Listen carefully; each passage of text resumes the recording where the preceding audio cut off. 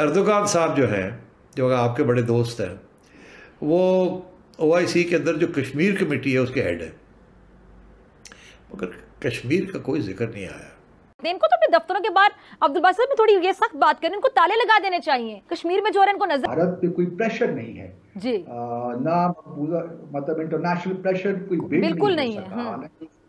तो इस वजह से क्योंकि भारत एक हुब्रिस्टिक पावर हो गई, एरोगेंट पावर हो गई, उनका ख्याल ये है कि वो जो कुछ करें, क्योंकि उनका इकोनॉमिक क्लाउड बढ़ गया है, डिप्लोमेटिक क्लाउड बढ़ गया है। मेरे भाई आप मुझे ये बताएं, आपने क्या किया है?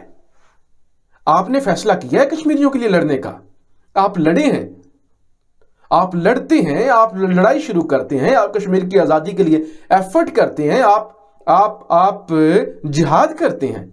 उसके बाद तुर्की या कोई इस्लामी मुल्क नहीं आता आपके लिए मदद के लिए, तो फिर आप शिकवा करते हैं, फिर आप नाराज होते हैं।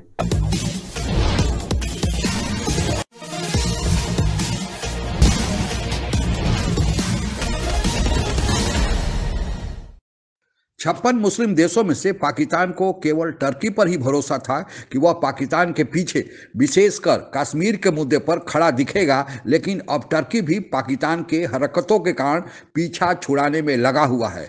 दिनों दिन अंतर्राष्ट्रीय राजनीति में पाकिस्तान के अछूत होते जाने की कारणों को तलाश करती पाक मीडिया की परिचर्चा आइए आगे सुनते हैं।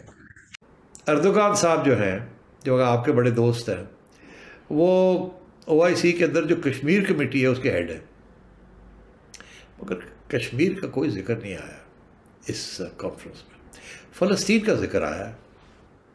अब मुझे बताएं, अफगानिस्तान के ऊपर कॉन्फ्रेंस हो रही है, फ़लस्तीन का जिक्र आ रहा है मगर कश्मीर का जिक्र नहीं आ रहा, तो ये तो बहुत बड़ा स्नब है ना, इट्स वेरी बिग स्नब।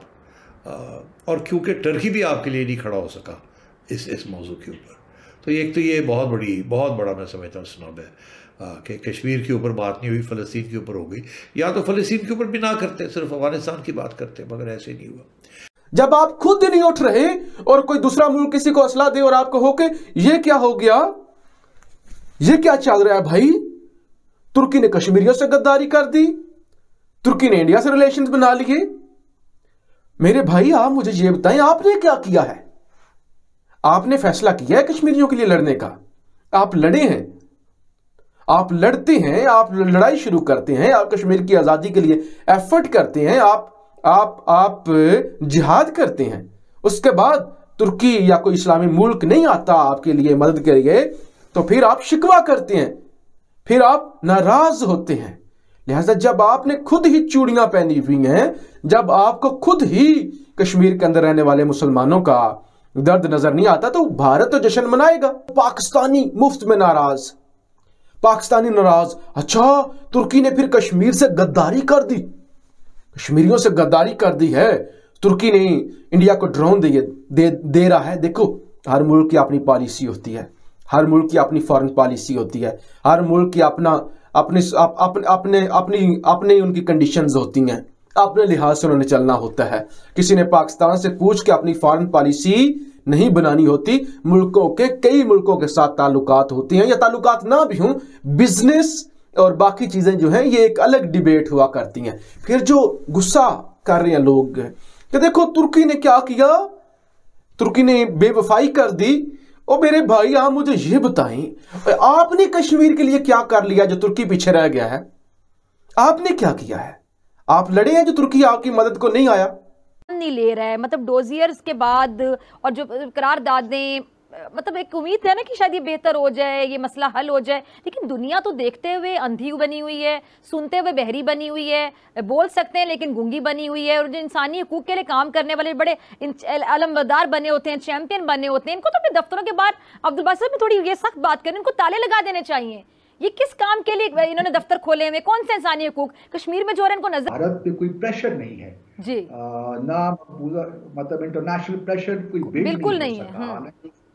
तो इस वजह से क्योंकि भारत एक हुब्रिस्टिक पावर हो गई, एरोगेंट पावर हो गई, उनका ख्याल ये है कि वो जो कुछ करें, क्योंकि उनका इकोनॉमिक क्लाउड बढ़ गया है, डिप्लोमेटिक क्लाउड बढ़ गया है, तो वो जो कुछ और मकबूजा जम्मू और कश्मीर में वो मेथोडिकली चल रहे हैं। अभी डिलिमिटेशन का प्रोसेस जिस तरह वो कर रहे हैं, अभी आप देखेंगे कि जम्मू और कश्मीर के दरमियान जो सीटों का मामला है, वो बढ़ जाएगा। और फिर जो हिंदू वहाँ से जो डोमिसाइल उन्होंने 4 लाख के करीब, बल्कि 40 लाख के करीब इशू किए हैं, तो वो लोग वहां पे जब जाएंगे तो इमरान खान जब पाकिस्तान के प्रधानमंत्री पद पर काबिज हुए थे तब उन्होंने न जाने क्यों गलतफहमी पाल लिए थे कि वे चूंकि क्रिकेट में बड़े महान खिलाड़ी रहे हैं, उनकी शोहरत पूरी दुनिया में व्याप्त है, इसलिए उन्हें वर्ल्ड लीडर बनने में कोई परेशानी का सामना नहीं करना पड़ेगा।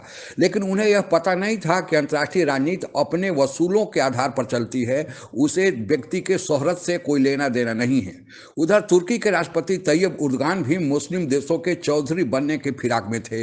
इसी बीच भारत ने जब कश्मीर का विशेष दर्जा समाप्त किया तो दोनों के लिए लगता है कि यह मौका मिला, या उन्होंने ये सोचा कि यही अवसर है कि जो कि जम्मू कश्मीर का ऐसा मसला है जो पूरी मुस्लिम दुनिया में एक मसला बन सकता है। इसलिए दोनों देशों ने भारत का विरोध करना शुरू किया और वे लोग सोचे कि ओआईसी की पहले बैठक बुलाई जाए और भारत की उस ओआईसी की बैठक के द्वारा भर्त्सना किया जाए। लेकिन सऊदी अरबिया जो भारत के बहुत नज़दीक था और भारत और सऊदी अरब की दोस्ती जग जाहिर भी है, सऊदी अरबिया ने इन दोनों देशों के बात को मानने से इनकार कर दिया और ओआईसी की कोई भी बैठक जिसमें जम्मू कश्मीर का मुद्दा डिस्कस होने वाला था उसने बुलाने से इनकार कर दिया। तब इन्हें लगा कि अब ऐसा करना चाहिए कि मुस्लिम देशों को ही अपनी ओर कर लेना चाहिए और इन्होंने मुस्लिम देशों का एक अलग गुट ओआईसी को से भी अलग गुट बनाने का सपना संजो रखा और इन दोनों देशों को यानी पाकिस्तान और तुर्की को साथ मिला मलेशिया का।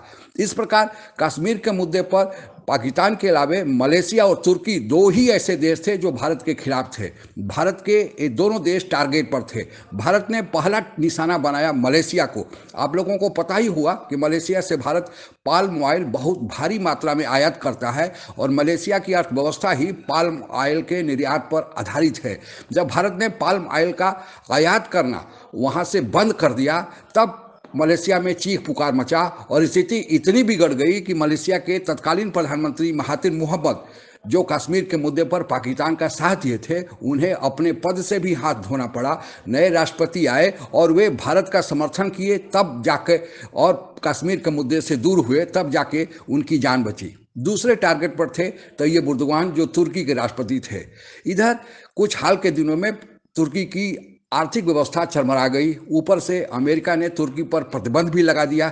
भारत को यही मौका था कि तुर्की के निकट चला जाए और भारत ने तुर्की को मदद करने के नाम पर 100 ड्रोन खरीदने का ऑर्डर दे दिया और 100 ड्रोन तुर्की की अर्थव्यवस्था में बहुत भारी मददगार साबित हुआ। और यही नहीं, ड्रोन बनाने वाली जो फैक्ट्री है उसका 30% शेयर भी भारतीय कंपनी ने भारत सरकार के इशारे पर खरीद लिया।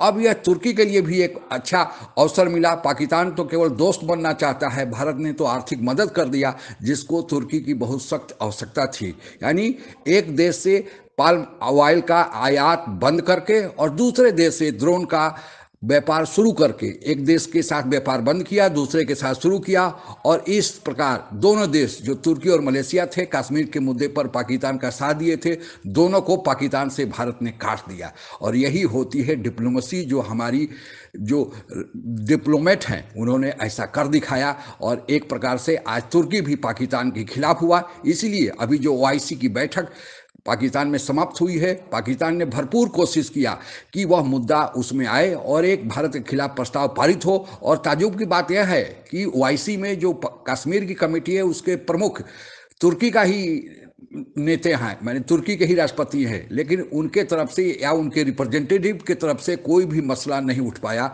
तो इससे आप समझ सकते हैं कि भारत का राजनीति, भारत की डिप्लोमेसी आज कितनी असरदार साबित हो रही है और यह दिनों दिन असरदार होते जा रही है। और इसका मुख्य कारण है कि आज का हमारा नेतृत्व जो प्रधानमंत्री हैं और दूसरा भारत की बढ़ती आर्थिक ताकत। आज के लिए बस इतना ही। जय हिंद। आप अगर हमसे जुड़ा रहना चाहते हैं तो कृपया मेरे चैनल को सब्सक्राइब करें तथा बेल आइकन भी दबा दें ताकि नई वीडियो की जानकारी तुरंत आप तक पहुंच जाए। धन्यवाद। जय हिंद।